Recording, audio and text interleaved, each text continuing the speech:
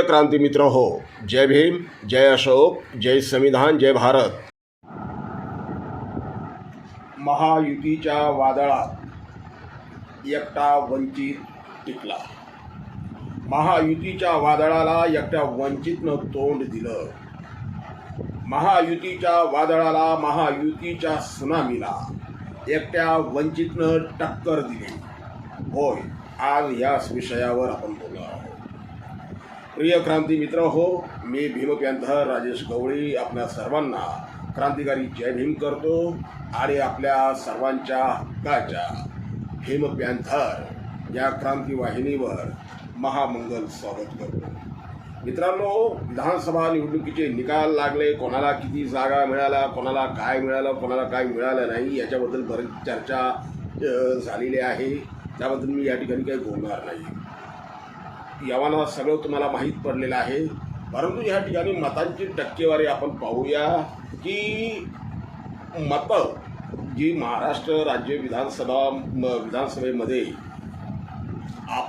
तमाम मतदारांनी महाराष्ट्रातल्या जी मतदान केलं, जे मताचा अधिकार बजावला, त्यामध्ये कोणाला किती मतं मिळाली आणि त्या मतांच्या टक्केवारीमध्ये आम्ही कुठं आहोत, वंचित बहुजन आघाडी, आमच्या आंबेडकरवादी पक्ष कुठं आहेत याबद्दल आपण बोलणार आहोत। मित्रांनो, मतांच्या टक्केवारीकडे जर पाहिलं तर भारतीय जनता पक्षानं कोटीच्या कोटी उड्डाणं केली। त्यांनाही अपेक्षित असेल त्या गोष्टी सगळ्या भयंकर।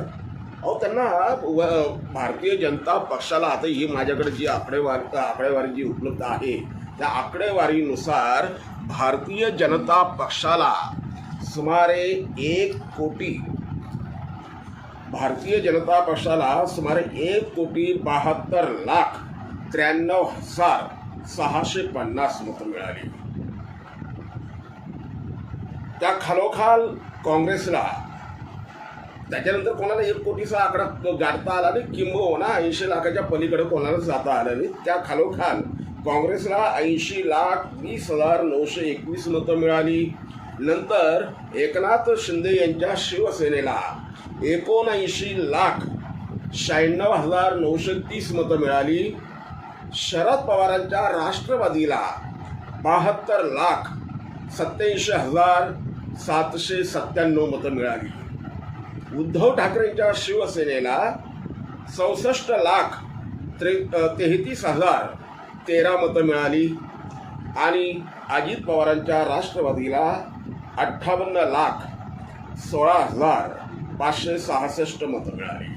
मित्रांनो, या ठिकाणी जर आपण मतांचा डिफरन्स जर पाहिला तर अजित पवारांच्या राष्ट्रवादीपेक्षा शरद पवारांच्या राष्ट्रवादीला सुमारे 15 लाख मतं जादा पडल्याचे आपल्याला दिसून येत आहेत। परंतु शरद पवारांचा पक्ष केवळ 10 ठिकाणी निवडून आलाय, 10 आमदार ते निवडून आणलेत त्यांनी। आणि अजित पवारांची राष्ट्रवादी शरद पवारांपेक्षा 15 लाख मतं कमी घेऊन सुद्धा सुमारे 41 ठिकाणी त्यांनी आपले आमदार निवडून आणले। तशीच गोष्ट एकनाथ शिंदे यांच्या शिवसेनेची आहे।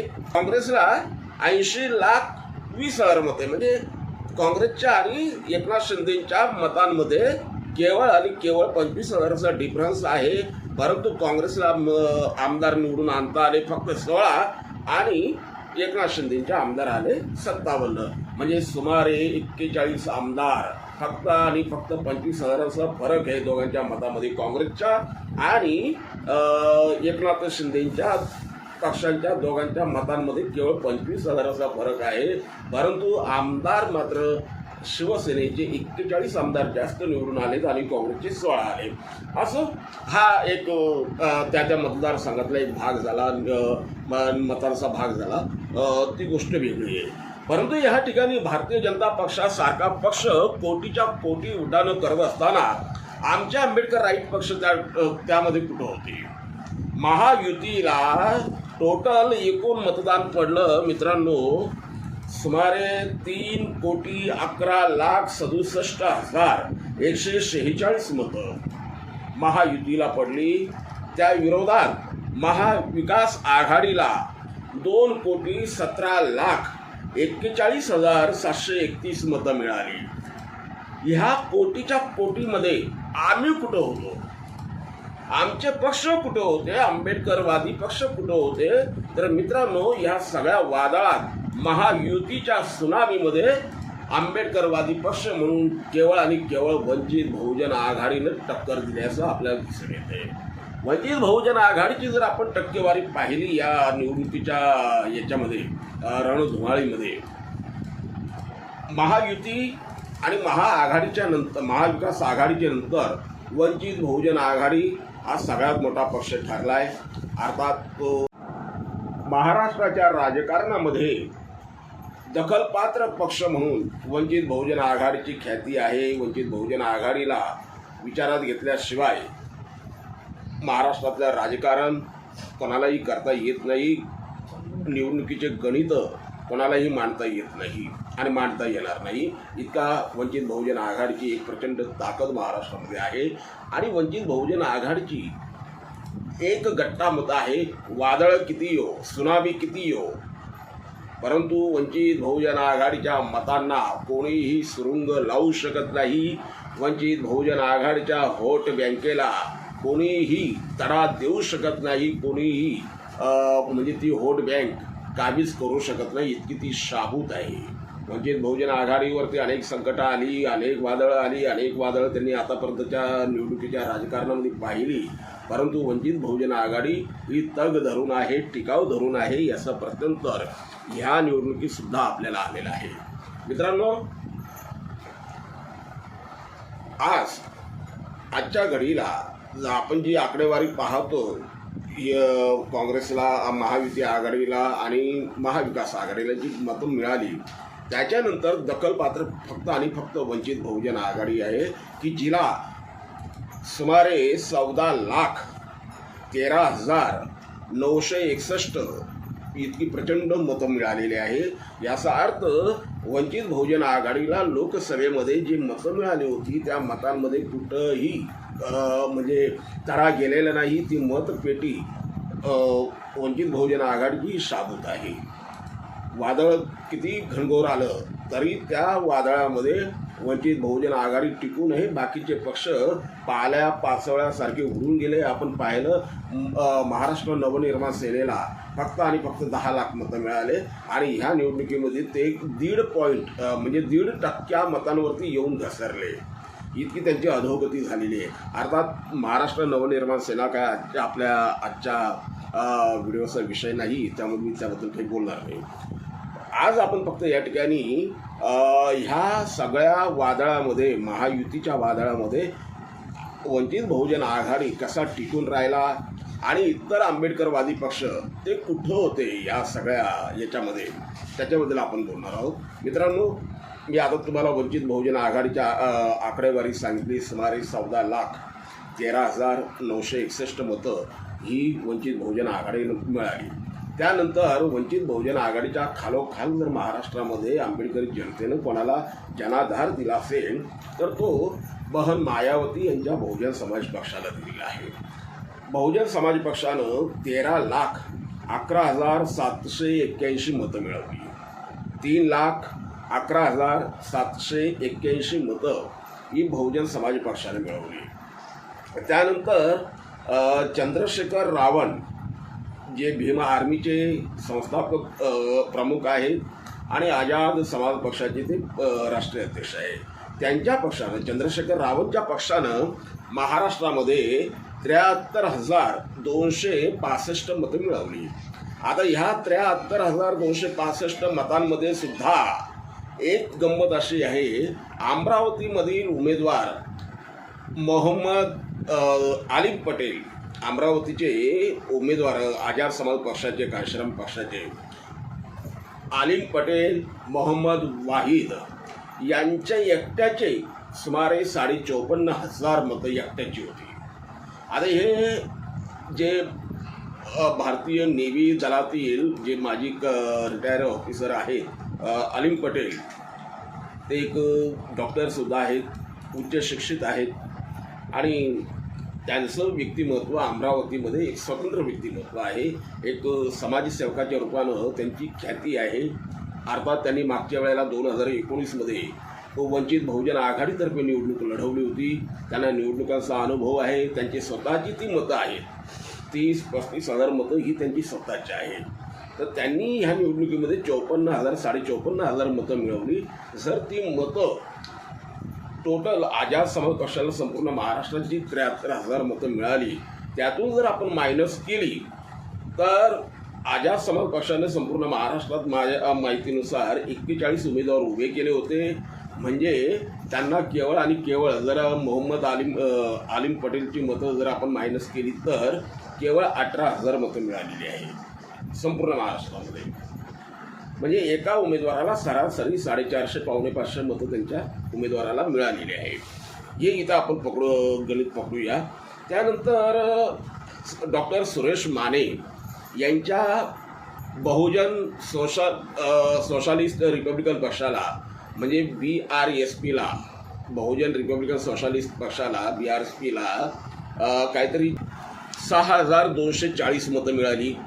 रिपब्लिकन पार्टी ऑफ इंडिया खोरीपला 6,093 मतं मिळाली. तुमच्या आंबेडकर राईट रिपब्लिकन पार्टीला 307 मतं मिळाली. Khobragade Republican party of India Khobragade गटाला 293 मतं मिळाली. भीमसेनेला 2,470 मतं मिळाली. रिपब्लिकन सेना आनंदराज आंबेडकरांच्या रिपब्लिकन सेनेला 11,742 मतं मिळाली. आणि RPI दीपक निकाळजे यांच्या पक्षाला RPI आंबेडकर गटाला 16,024 मतं मिळाली. BSP आंबेडकर गट बहुजन समाज पक्ष आंबेडकर गटाला 4,120 मतं मिळाली. तर ही संपूर्ण आंबेडकरी मतांची जर आपण बेरीज केली तर मित्रांनो, आंबेडकरी मतं आपल्याला या महायुतीच्या आणि महाआघाडीच्या तुलनेमध्ये कुठंही दिसून येत नाही. ती अतिशय नगण्य अशी मतं आहे. संपूर्ण महाराष्ट्रात वंचितसह बहन मायावती यांच्या बसपासह केवळ 18,42,605 मतं मिळाली. त्यातून जर वंचितला मायनस केलं तर या संपूर्ण छोट्या मोठ्या दुकानदारांना रिपब्लिकन पक्षाच्या नावानं ज्यांनी दुकानदाऱ्या खोलून ठेवल्या, वंचितला आणि BSPला जर मायनस केलं तर केवळ आणि केवळ 1,17,000 यांना मतं मिळालेली आहे. म्हणजे हे दुकानदार फक्त आंबेडकरी समाजामध्ये फाटाफूट आहे, आंबेडकरी समाजामध्ये गट आणि तट आहे हे दाखवण्यासाठी आणि आंबेडकरी समाजाचा लिलाव करण्यासाठी तिथं बाजारामध्ये आपलं दुकान खोलून बसलेले आहे, अशी शंका घ्यायला हरकत नाही. मित्रांनो, आज अभिमान वाटला पाहिजे आपल्याला सगळ्यांना. कोणत्याही पद्धतीची आपल्याकडे साधन सामुग्री नव्हती. वंचित बहुजन आघाडीकडं कोणतीही साधन संपत्ती नसताना वंचित बिनधास्तपणे भिडला. एकीकडे एका बाजूला पैशाचा प्रचंड महापूर वाहत असताना दुसरीकडे मात्र बाबासाहेबांचा नातू आणि या वंचित बहुजन आघाडीचे सर्वेसर्वा ॲडव्होकेट प्रकाशजी आंबेडकर हे दवाखान्यामध्ये ॲडमिट होते, ICU मध्ये होते. एंजिओप्लास्टी झाली, एंजिओग्राफी झाली. माणूस असं असतानाही प्रकाश आंबेडकर रुग्णालयाच्या बाहेर आल्याबरोबर त्यांनी प्रचाराला सुरुवात केली. एक हाती त्यांनी प्रचार केला आणि संपूर्ण महाराष्ट्रामध्ये सुमारे 15 लाखापर्यंत त्यांनी जी आपली मतांची टक्केवारी होती ती टिकून धरली. किंबहुना त्यांनी महायुती आणि महाआघाडीला एक तगडी फाईट दिली. आणि उद्याच्या राजकारणामध्ये आमच्याशिवाय कोणाची सत्ता इथं येणार नाही हे त्यांनी दाखवून दिलं. अर्थात महाविकास आघाडीला आता बराच विचार करण्यासाठी वेळ आहे. त्यांनी आता तरी सुधरावं. महाविकास आघाडीला जर सत्तेमध्ये पुन्हा यायचे असेल तर त्यांना वंचितला सोबत घेतल्याशिवाय पर्याय नाही, आंबेडकरी जनतेला सोबत घेतल्याशिवाय पर्याय नाही. अन्यथा पुन्हा आज तर ते विरोधी पक्षनेते पद देखील त्यांच्याकडे नाही. उद्या हा जो आज 50चा आकडा गाठला आहे तो 50 वरून ते आणखीन खाली येतील याची मात्र या ठिकाणी आम्ही हमी देतो. आणि पुढील व्हिडिओमध्ये आपण इतर आणि अनेक बाबींवरती बोलणार आहोत. तोपर्यंत नमो बुद्धाय. क्रांती मित्र हो, भीम पॅंथर हे आपल्या हक्काच्या यूट्यूब चॅनलला कृपया सबस्क्राईब करून आम्हाला विषमतावादी शक्तींच्या विरोधात लढण्यासाठी बळ द्या, शक्ती द्या, ऊर्जा द्या. कमेंट करा, लाईक करा, शेअर करा.